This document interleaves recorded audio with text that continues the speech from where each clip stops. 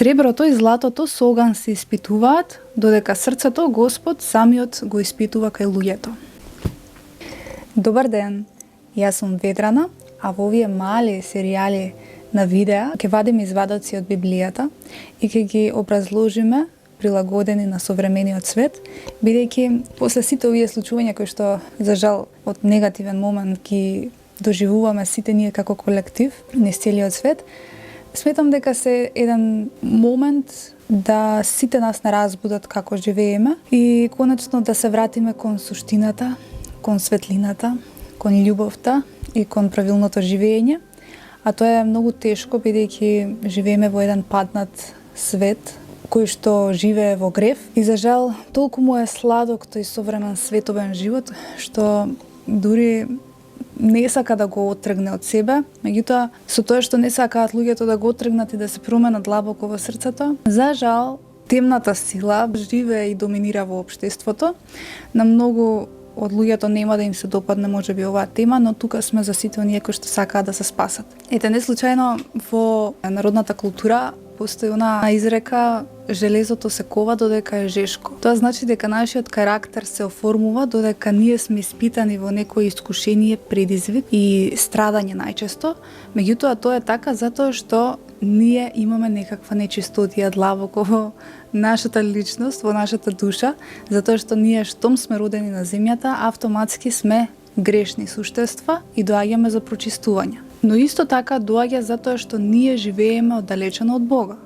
И сега, ако го земеме моментот дека, значи јас сум оддалечен од Бога и правам избори кои што се погрешни, кои што не се правилни, кои што можеби ги прават другите, а всушност се далеку од онака како што треба да бидат.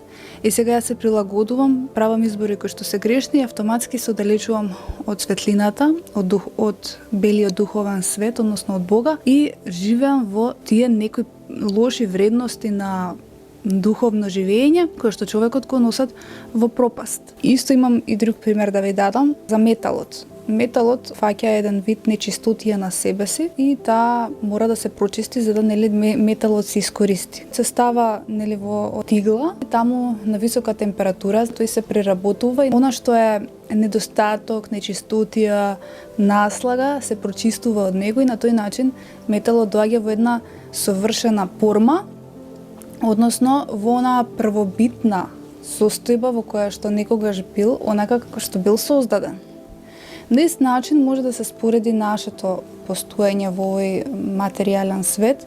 Сите ние ја носиме таа шлака, нечистотија на себе, која што во текот на процесот на животот и секојдневните предизвици, кои што секоја недела ги добиваме, на тој начин сме ставени пред одредени духовни тестови кои што не предизвикуваат за да видат дали ќе изреагираме, ќе се однесуваме или ќе мислиме исто онака како што сме мислеле до сега. Токму затоа сите ние имаме различна судбина, тригери, непријатни искуства, искушенија, болки, страдања и секакви разновидни судбини. Тоа е така затоа што врз основа на она што ние длабоко во душата го носиме, на тој начин го отсликуваме како огледало околу нас, затоа што само на тој начин, кога ќе можеме да се видиме себе си во она што постои околу нас, само тогаш можеме и да препознаеме каде ние сме грешни. Од друга страна и да од ова место да го искалиме тој наш карактер во и срце, значи да го прочистиме за да можеме да се одведеме себе си токму во овие околности онаму каде што треба.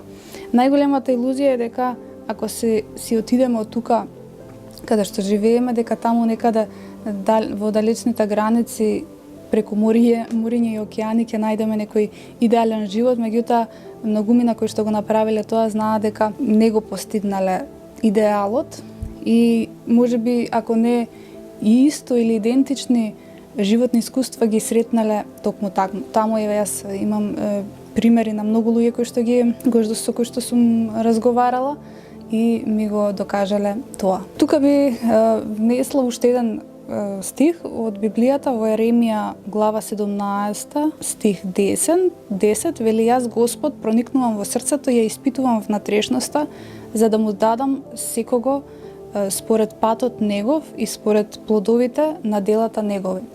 Ова е идеален стих кој што се надоврзува на сето ова што го спомнав, затоа што се додека ние не го исцелиме и не го надминеме она што тлее во нас како нечистотија, како прљавштина, како прашина која што треба да биде прочистена, ние не можеме никогаш да ги видиме околностите кои што би сакале да ги видиме. Тоа се среќа, благосостојба, удобен, среќен, мирен живот, стабилен живот, во кој што нема да има преголеми искушенија, пребрежија, болки, страдања, на крај болести.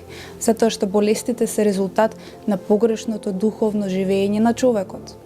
Ако е тоа така, тогаш ако јас духовно правилно почнам да живеам, автоматски и моите гревови кои што се налепени во мојата душа ќе направат простор ни страдање, како што кажав на почетокот со примерот со металот, да се исковам преку болка, преку страдање, преку надминување на тие, да речеме, на таа грешна природа, со доказ дека правилно живеам и со тоа дека ќе го отплатам сето она кое што сум го можеби правел на другите или некогаш во животот во минатото сум го направил, а било за некаква духовна или материјална штета на другиот, за мојот живот утре да добие подобри, посветли судбински околности и теченија. Но човекот за да го има знаењето, тој мора од некаде да почне, не може само да чека од небо да му падне тоа знаење. Значи, човекот мора да се врати кон Библијата. Дискутабилна е таа тема на кого да се верува. Бог најдобро ќе му помогне на човекот ако тој сам тргне каде е таа алга која што во нас тлее и се лепи за нечисти работи. Значи, каде е тој момент кој што нас треба да не прочисти длабоко во себе, без разлика дали е во односи со други, во начин на живење, во навики, во избори со какви луѓе се дружиме наоколу, што читаме, за кого работиме и така натаму и така натаму. Библијата е таа која што нас ќе не воведе кон правилното живење, ќе не одведе кон оние точки, дамки во нас, за да видиме каде ние во нашиот интимен живот грешиме. Може би лоши кон себе или лоши кон другите или на крај правиме грешни избори кои што не доведуваат до одредени страдања. Еве ќе го земам конкретен пример со девојката што си го одзема животот. Таа да читала, да спознавала со кого си има работа, духовно малце проникнала во животот и да видела дека алкохолот, дрогата, насилството не е добро и да застане храбро во својот живот и да го промени тоа, верувам дека многу порано би се спасила од тој маж кој што и правел огромно страдание на нејзината душа. И гледате, тој ја мачел постојано да едноставно биде на работ на екзистенцијата, на работ на тоа да душата веќе не може да издржи. Меѓутоа, тоа се тие предизвици кои што нас не тераа да кажеме стоп и да го прекинеме ова, и да тргнеме кон правилното духовно живење кое што ќе не одведе кон поубав и похармоничен живот. Ето ова видео нека биде поттик кон секој човек да се врати кон вистинските вредности, бидејќи сето ова што го живееме во општеството не е производ на политиката, исклучиво е производ на духот на луѓето кои што живее во колективот. Па да одбереме сите индивидуално еден светол, правилен дух, кој што ќе живее со вистинските, кротки, нематеријални вредности и ќе се врати кон Бога.